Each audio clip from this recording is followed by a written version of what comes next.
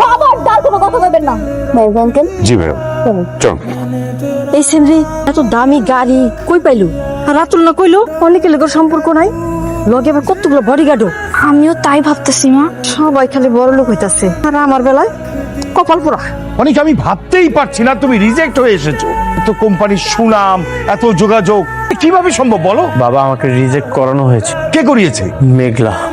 ওটা আবার কে? বাবা মেঘলা হচ্ছে ওর প্রথম স্ত্রী। কি বলছিস? অনেকের প্রথম স্ত্রী তো বস্তিতে থাকে। এটা বস্তির মেয়ে সালিমা বিল্ডার্স গ্রুপের হেড অফিসে এসে আমাদেরকে রিজেক্ট করে দিল। এই ফ্যামিলি দিন আনে দিন খায়, ঠিক মতো কাজ না পেলে একবেলা খেতে পারে না, সে এটা কিভাবে করে? একটা গরিব ফকিনীর বাচ্চা এসে তোমাকে রিজেক্ট করে দিল, আর সেটা আমরা মেনে নেব? আমি চাই না ওর প্রথম স্ত্রীর সঙ্গে বারবার দেখা করুক। 100 কোটি টাকার প্রফিট মিস করবে, তা তো আমাদের কোম্পানির সুনাম থাকবে না। অনেক তো সেখানে সংসার করতে যাবে না ওই মেয়ের সাথে, সত্যতা যাচাই করতে। এর পিছনে কার হাত আছে?